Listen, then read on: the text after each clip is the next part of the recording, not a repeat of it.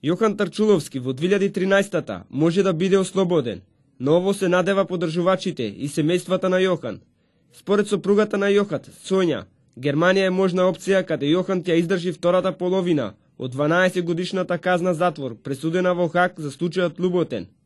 Сдруженијето за поддршка на Јохан, како и неговото семејство, денеска во Соборниот храм во Скопје запалија свеќа и се помолија за неговото здравие, со тоа одбележувајќи 6 години од кога Јохан Тарчуловски е уапсен и префрлен во Хашкиот трибунал за воени злосторства.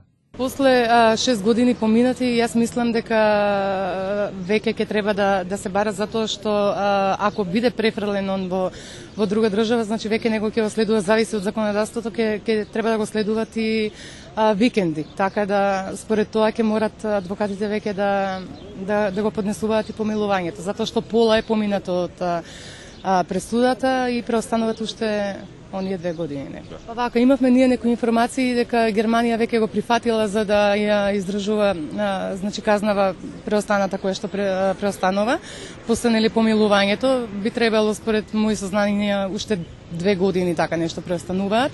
Префрлување значи нема најава се уште за префрлувањето, се уште ќе остане во Хаг додека не ни соопштаат од судот од Хаг, затоа што они одлучуваат кога тоа ќе се случи поради безбедносни причини.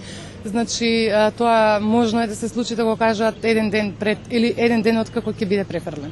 Масовната поддршка која добиваме покажува дека Јохан Тарчуловски во ниту еден миг не е сам. Секој од нас се цени според делата, а не според зборовите. Јохан докажа дека е вистински патриот, човек кој е бескомпромисен, човек кој не го интересираат богатства, ниту политичка кариера и човек кој безусловно си ја сака својата држава. Јохан Тарчуловски во 2008 беше осуден на 12 години затвор за Љуботен 2001, кога загинаа 8 жители на селото, а ланската година му беше потврдена казната.